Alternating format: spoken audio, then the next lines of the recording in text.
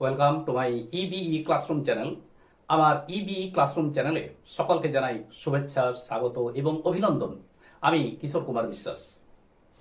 এর আগের দুটি ভিডিওতে প্রেজেন্ট ইনডেফিনিট টেন্স এবং সেই ইনডেফিনিট টেন্স সংক্রান্ত বেশ কিছু ট্রান্সলেশন প্র্যাকটিস আমরা আলোচনা করেছি। আজ present continuous tense. Present continuous tense.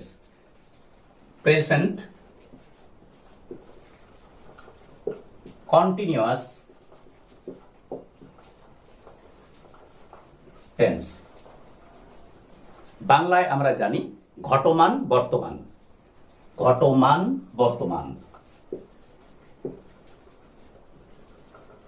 ঘটমান অর্থাৎ যেটা ঘটে চলেছে, যেটা ঘটে চলেছে।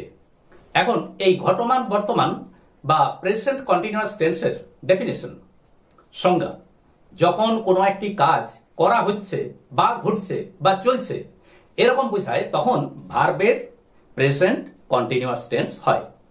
কাজটি করা হচ্ছে বা চলছে বা ঘটছে কখন? বর্তমানে। তো কাজটি করা হচ্ছে এরকম যখন বোঝায় তখন ভার্বের প্রেজেন্ট কন্টিনিউয়াস টেন্স হয়। যেমন আমি ইতিহাস পড়ছি।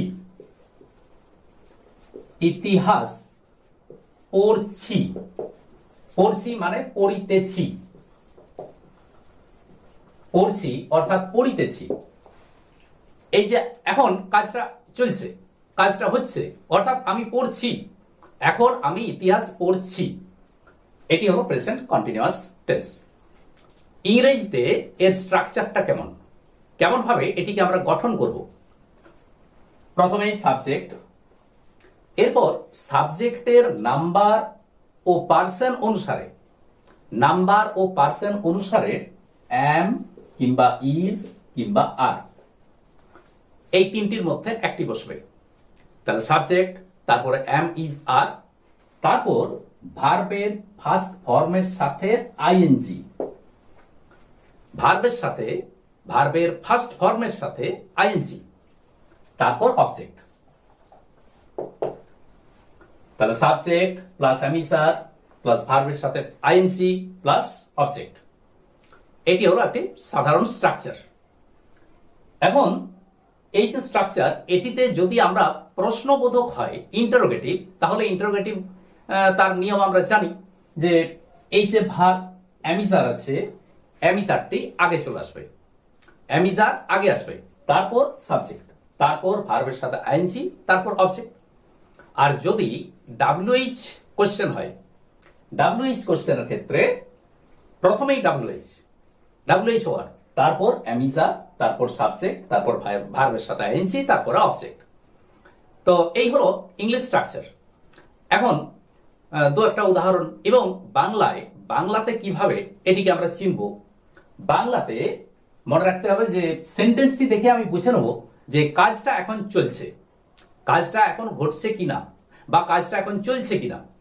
সেন্টেন্সটা যদি আমরা পড়ি, এই যে উদাহরণটা লিখেছি, আমি ইতিহাস পড়ছি বা পড়িতেছি, তার মানে কি যে আমি এখন ইতিহাস পড়ছি, তো কাজটা এখন হচ্ছে, কাজটা এখন ঘটছে।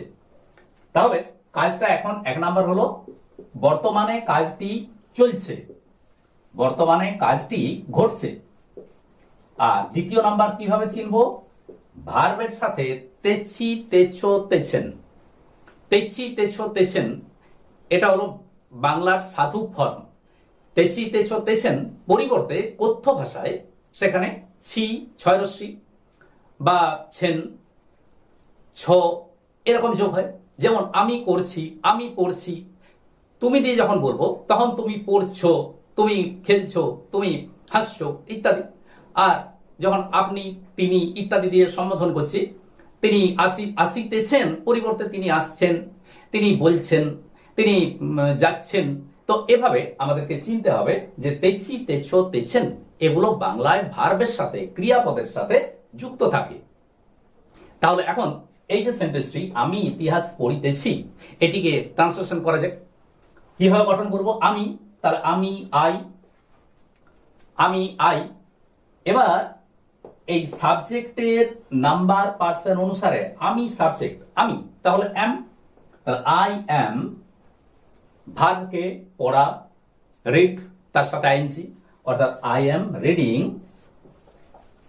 ইতিহাস, history, I am reading history. যদি নেগেটিভ সেন্টেন্স হয় তখন not, I am not reading history, I am not playing football ইত্যাদি। প্রশ্নের ক্ষেত্রে অ্যাম, এই অ্যাম আগে চলে আসবে, অর্থাৎ অ্যাম আই রিডিং হিস্ট্রি, আমি কি ইতিহাস পড়ছি? নাবাচক am I not reading history, আমি কি ইতিহাস পড়ছি না ইত্যাদি। তাহলে এইভাবে আমাদের প্রেজেন্ট কন্টিনিউয়াস টেন্সটা স্ট্রাকচার এবং তাকে আমরা এভাবে ট্রান্সলেশন করব। বাংলায় কিছু ব্যতিক্রমী ব্যাপার আছে যেগুলো মনে হবে অর্থাৎ বলার ধরন অনুসারে মনে হবে যে এটা যেন ফিউচার টেন্স, ভবিষ্যৎকাল, কিন্তু এগুলো প্রেজেন্ট কন্টিনিউয়াস টেন্সেও প্রকাশ করা যায়, অর্থাৎ এগুলোকে প্রেজেন্ট কন্টিনিউয়াস টেন্সে প্রকাশ করা হয়। যেমন ভবিষ্যতের ঘটনা কিন্তু প্রেজেন্ট কন্টিনিউয়াস টেন্স। তো ভবিষ্যৎটা কেমন? অদূর ভবিষ্যৎ। যেমন ধরা যায় যে আমরা আগামীকাল একটা মিটিং, একটা সভা আয়োজন করিতেছি। সেন্টেন্সটি বলার প্যাটার্নটি এরকম যে আমরা আগামীকাল একটা সভার আয়োজন করিতেছি। তো এখানে তো তেছেনের ব্যাপারটা তো যুক্ত আছে, কিন্তু আগামীকাল করব মানেটা হলো আগামীকাল করব, সভাটা আগামীকাল করা হবে, কিন্তু স্ট্রাকচারটা হলো আগামীকাল আমরা একটি সভার আয়োজন করিতেছি। স্বাভাবিক ক্ষেত্রে আমাদেরকে মনে হবে যে আগামীকাল তো করব, আজ তো নয়, কিন্তু এটি প্রেজেন্ট কন্টিনিউয়াসেই এটিকে লেখা হয়, ট্রান্সলেশন করা হয় বা প্রকাশ করা হয়। আমরা আগামীকাল একটা সভা আয়োজন করিতেছি। We are holding A meeting tomorrow, we are holding A meeting tomorrow.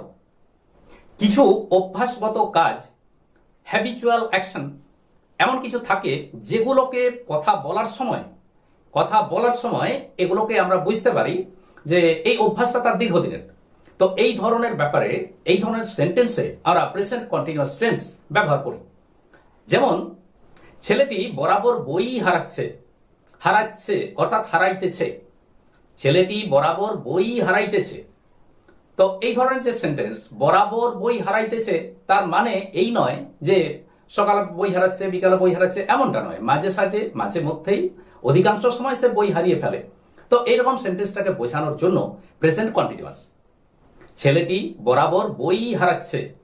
The boy is always losing books, the boy is always losing books. এমন কিছু অবস্থা থাকে যে অবস্থাগুলো সময় নেয়, অর্থাৎ সেগুলোর জন্য একটা সময়ের প্রয়োজন হয়, অর্থাৎ আগে থেকে শুরু হয়ে এখনো চলছে বা আগামী দিনেও দরকার, আগামী সময় প্রয়োজন, এরকম যদি বোঝায়। যেমন ধরা যাক তোমার হাতের লেখার উন্নতি হচ্ছে, তোমার হাতের লেখার উন্নতি হচ্ছে মানে কি, যে তার মানে হাতের লেখাটা হয়তো আগে তুলনামূলক ভালো ছিল না, আস্তে আস্তে সে হাতের লেখাটা ইমপ্রুভ করছে। তো এই ইমপ্রুভটা তো একদিনে নয়, এটা আস্তে আস্তে ইমপ্রুভ হয়ে যাচ্ছে। তাকে বললাম তোমার হাতের লেখার উন্নতি হচ্ছে। তো এখানে প্রেজেন্ট কন্টিনিউয়াস টেন্স কিভাবে? Your handwriting is improving, your handwriting is improving. Present continuous tense মানে কি, যে সেন্টেন্সে বোঝাবে, ভার্বের দ্বারা বোঝানো হবে যে কাজটা এই মুহূর্তে কাজটা করা হচ্ছে। কিন্তু বাংলাতে এমন কিছু ভার্ব আছে যে ভার্বগুলো মনে হচ্ছে যেন এগুলো প্রেজেন্ট কন্টিনিউয়াস নয়, অথচ সেগুলো প্রেজেন্ট কন্টিনিউয়াস। যেমন আমি দাঁড়িয়ে আছি, আমি বসে আছি। এই যে দাঁড়িয়ে আছি বা বসে আছি, তো দাঁড়িয়ে আছি মানে কি, যে আমি তো দাঁড়িয়ে আছি, দাঁড়াইতেছি এমনটা তো নয়। তাহলে আমি দাঁড়িয়ে আছি, I am standing here, I am sitting here. তো এইরকম সেন্টেন্সগুলোতে প্রেজেন্ট কন্টিনিউয়াস টেন্স হয়। আমি এখানে দাঁড়াইয়া আছি, I am standing here, I am sitting here, আমি এখানে বসিয়া আছি। তো এইরকম সেন্টেন্সে প্রেজেন্ট কন্টিনিউয়াস টেন্স হয়। আবার কিছু ক্ষেত্রে ক্রিয়াপদের সাথে তেছি, তেছো ইত্যাদি যোগ থাকে, কিন্তু মনের একটা বিশেষ ভাবকে প্রকাশ করার জন্য সেন্টেন্সটা শুনে মনে হতে পারে এটা প্রেজেন্ট কন্টিনিউয়াস, কিন্তু ওটিকে প্রেজেন্ট ইনডেফিনাইটে লিখতে হয়, অর্থাৎ সেক্ষেত্রে প্রেজেন্ট ইনডেফিনাইট হয়ে যায়। সেন্টেন্সের গঠনটা, ভার্বের গঠনটা, বাংলায় মানেটা ঠিক যেন কন্টিনিউয়াসের মতো। যেমন আমরা তোমাকে অভ্যর্থনা জানাচ্ছি, জানাচ্ছি অর্থাৎ জানাইতেছি। আমরা তোমাকে অভ্যর্থনা জানাইতেছি। তো এখানে জানাইতেছি, তাহলে তেচি তেছো আছে, অবশ্যই কন্টিনিউয়াস সেন্স, কন্টিনিউয়াস স্ট্রাকচার, কিন্তু এখানে প্রেজেন্ট ইনডেফিনাইট হবে। অভ্যর্থনা ওয়েলকাম, তাহলে এখানে এমন নয় যে ওয়েলকামিং, তাহলে সেন্টেন্সটি হবে we welcome you, we welcome you. এটি কিন্তু একটি ব্যতিক্রম।